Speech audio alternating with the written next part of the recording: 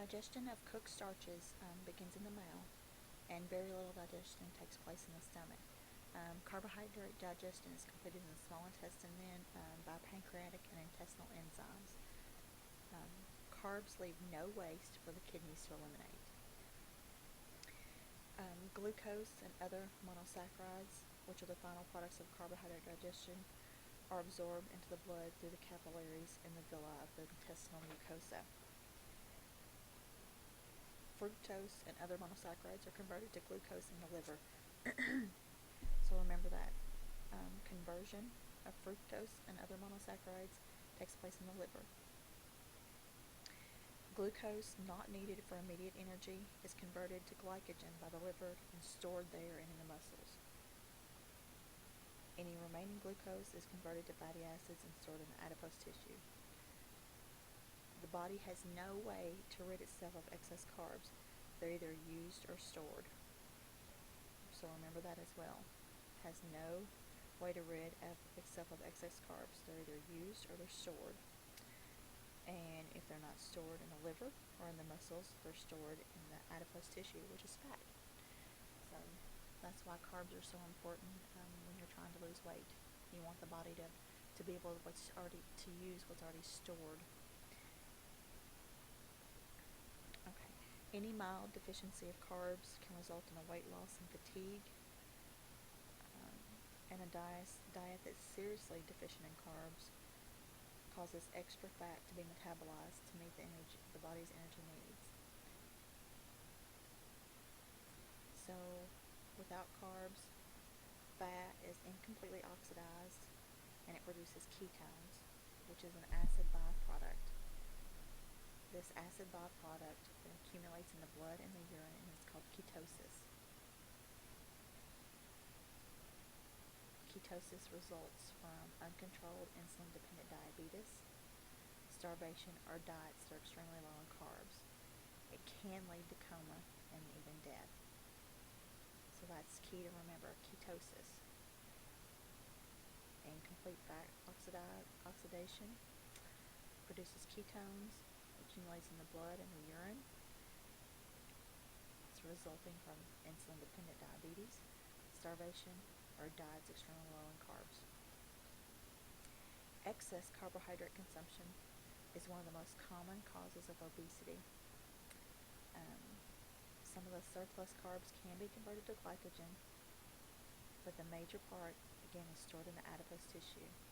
Too many carbs equals tooth decay, irritates the lining of the stomach, and causes flatulence. So those are even more reasons to avoid excess carbs. The next slide shows you the classifications of carbohydrates, maybe to help you just remember. Saccharides are the simple sugars. Then you've got the saccharides, two saccharides together become a disaccharide, and then you have polysaccharides, which are complex carbs there with complex sugars.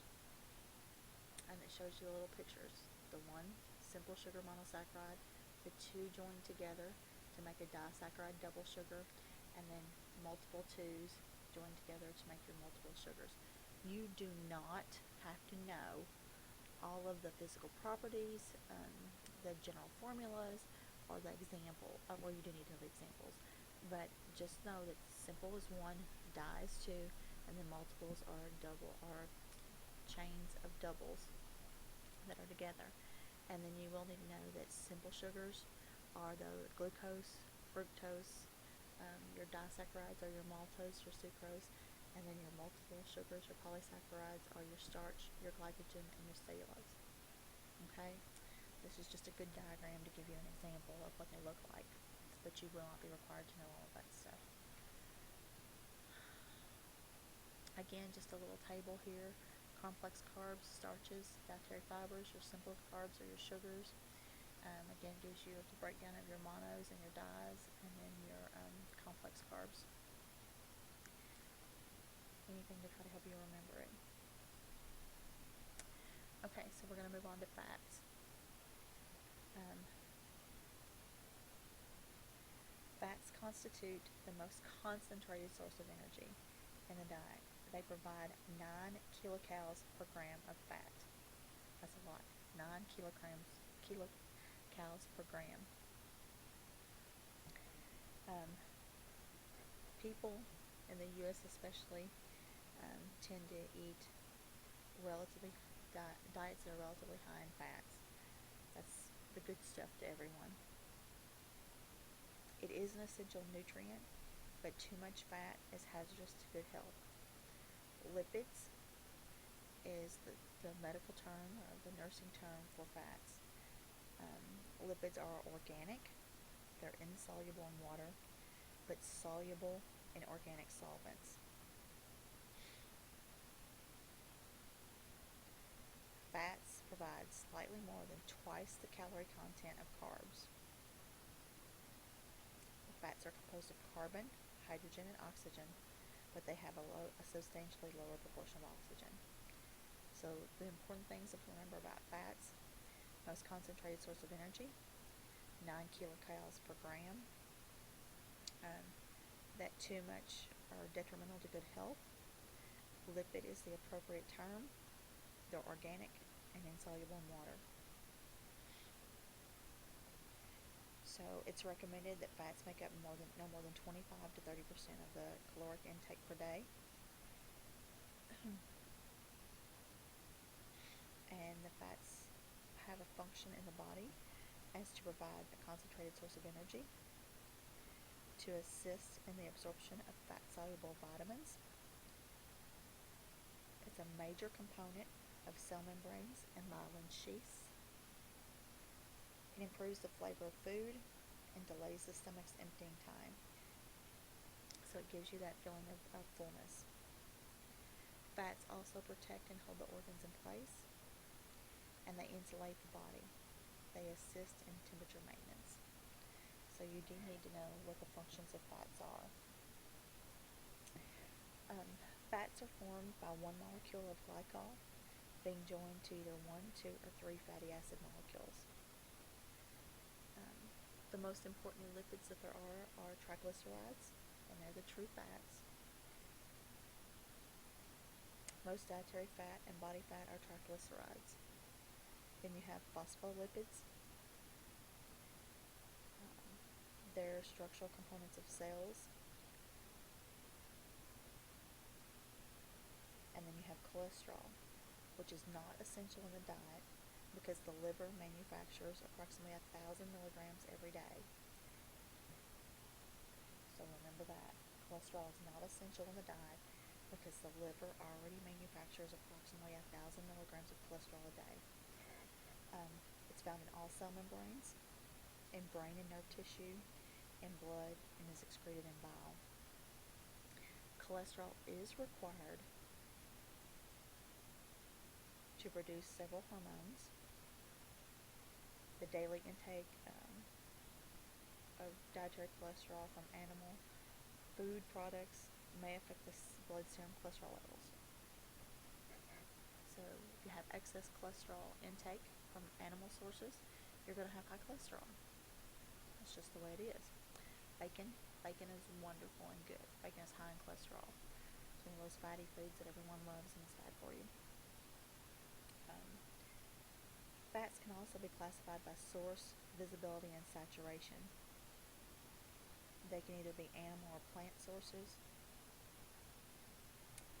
Animal sources are that lard, butter, milk, cream, egg yolks, and the fat in meat and poultry and fish. Plant fats are your oils, your corn oil, olive oil, peanut oil, and then your nuts and your avocado. Your visible fats are easy to identify: butter, oils, margarine, bacon, pork, anything like that. And then your invisible fats are like those found in egg yolks, whole milk, and milk products, your cheeses, nuts, avocados, and baked goods. We're not going to really talk much about the difference between saturated and unsaturated. It's not as essential for you right now. You do need to know that the 3 essential fatty acids, linoleic, linolenic, and arachidonic. Okay, they're necessary for growth, cholesterol metabolism, and heart action, and they're found primarily in vegetable oils, egg yolks, and poultry. Just that. 3 essential fatty acids. Chemical breakdown of fats do not occur in the mouth. Very little digestion takes place in the stomach. Digestion of fats is primarily in the small intestine.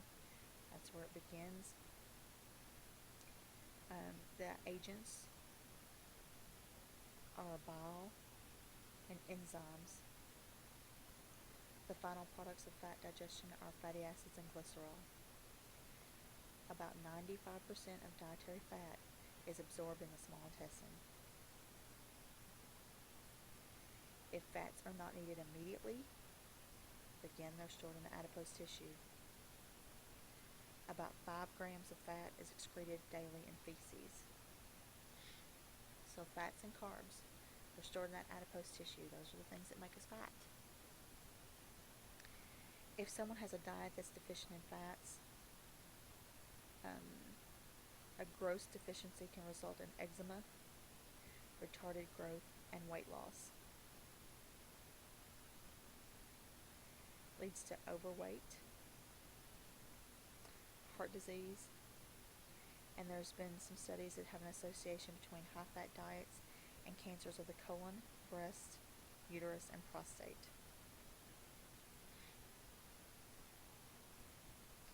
Elevated cholesterol levels in the blood are also a contributing factor in heart disease. It's common in patients with atherosclerosis. Okay, atherosclerosis is that cardiovascular disease where fatty deposits form in the walls of the arteries. Constricts them, makes blood flow lessen in those arteries. Think about a straw. If you try to suck peanut butter through a straw, it does not flow very well, does it? So peanut butter is kind of like plaque in the arteries. Gets in there, dunks it up, restricts the flow of blood in the artery. That's what fat in the arteries do.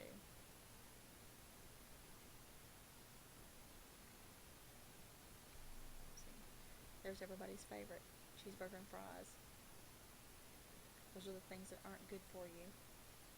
There are healthier alternatives. Turkey burgers, baking your food instead of frying it. Anything like that helps. Okay, let's go ahead and finish there with fats, since our time is almost up for this segment. And then we'll start on proteins in the next segment.